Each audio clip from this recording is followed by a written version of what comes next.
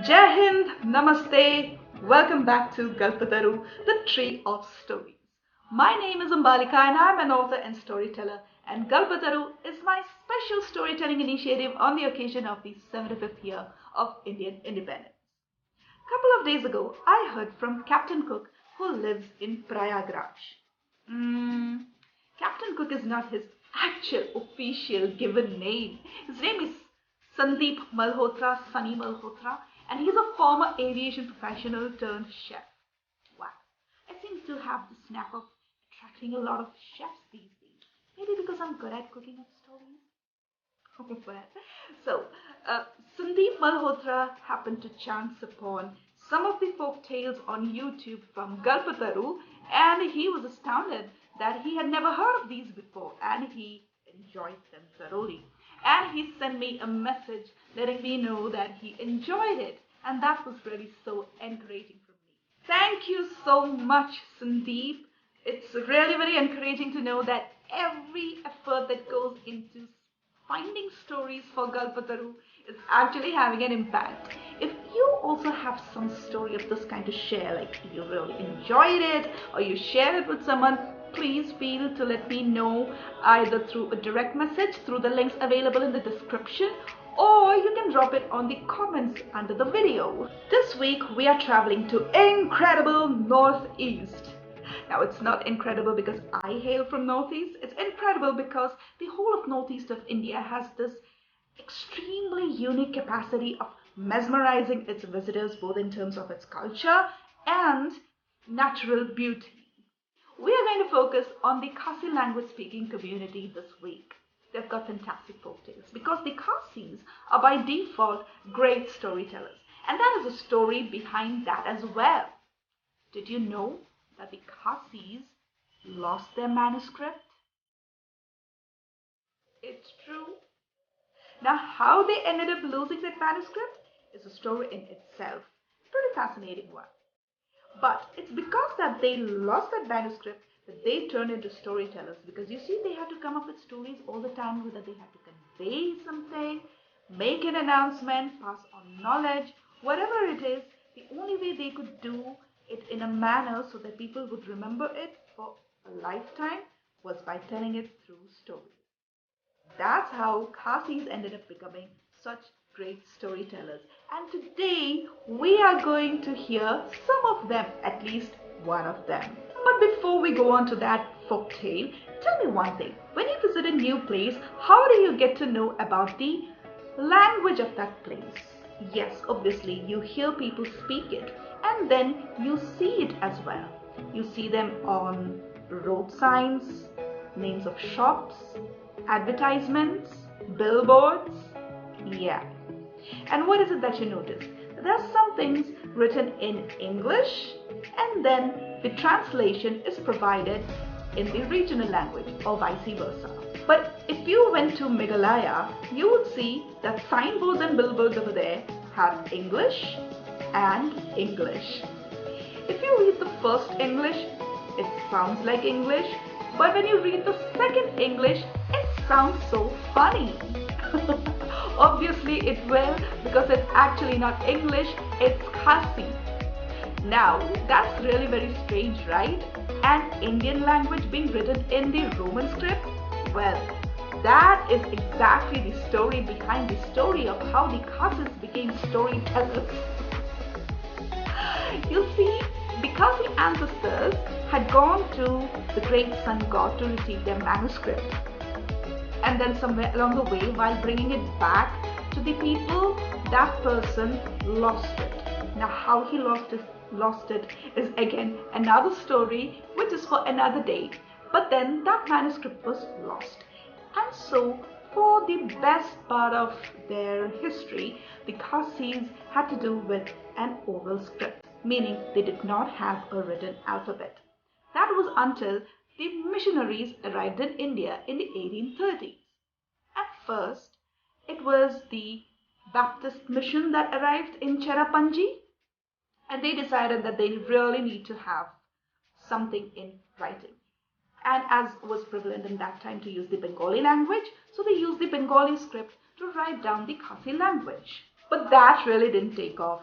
And eventually the Baptist mission was displaced by the Welsh Presbyterians, and they did a far more smarter job for their role. They did a much more smarter role by opting to use the Roman script to write down the Khasi language.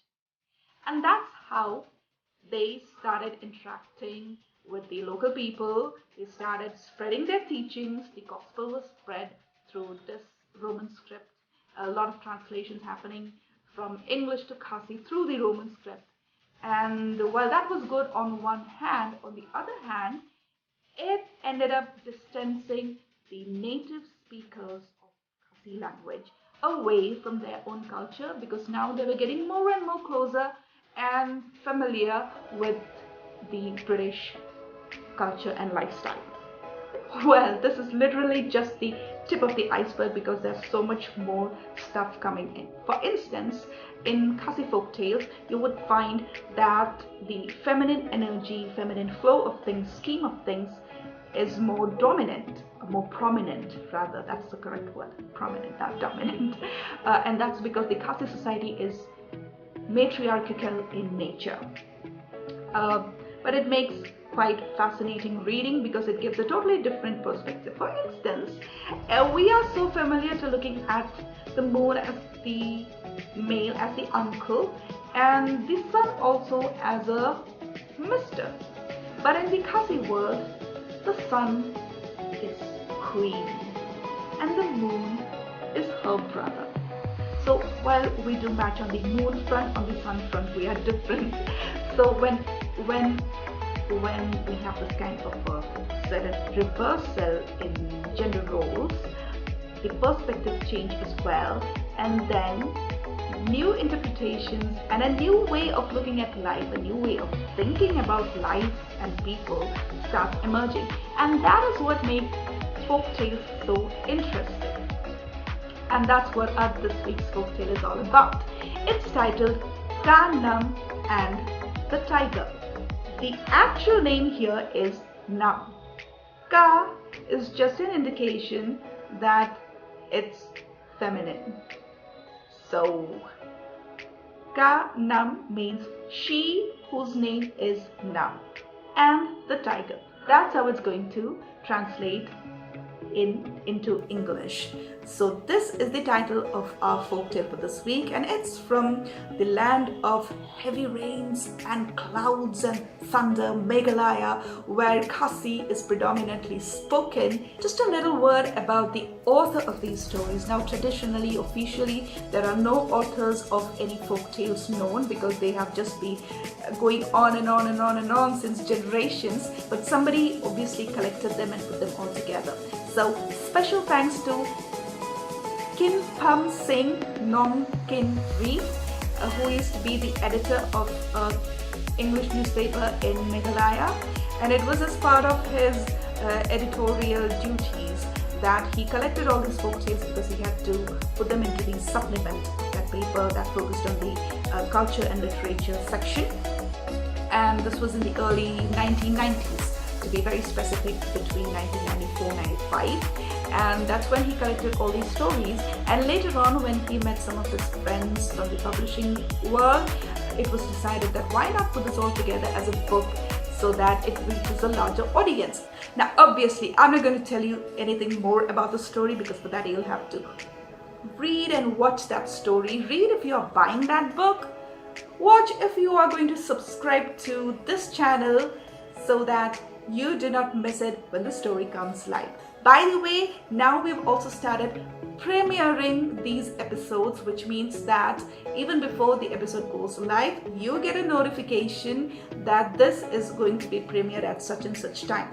But you're going to get that notification only if you are a subscriber of this channel. So I hope you will go ahead and hit on the subscribe button. And if you have liked any of our videos here in the Galp Taru series, or in any of the other storytelling or poetic videos, poem related videos, then I hope you have hit that like button, and do leave a comment to know how much you have liked it, or what is it that you didn't like, or what is it that you would love to like.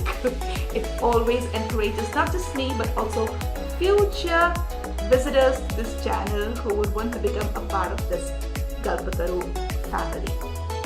So that's it with this week's curtain raiser. Time to get to work, prepare that story and bring it to you as soon as possible.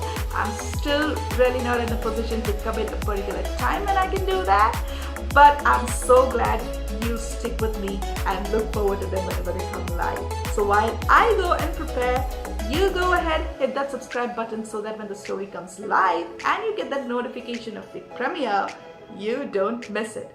Until then, Jai Hind, Vande Mataram.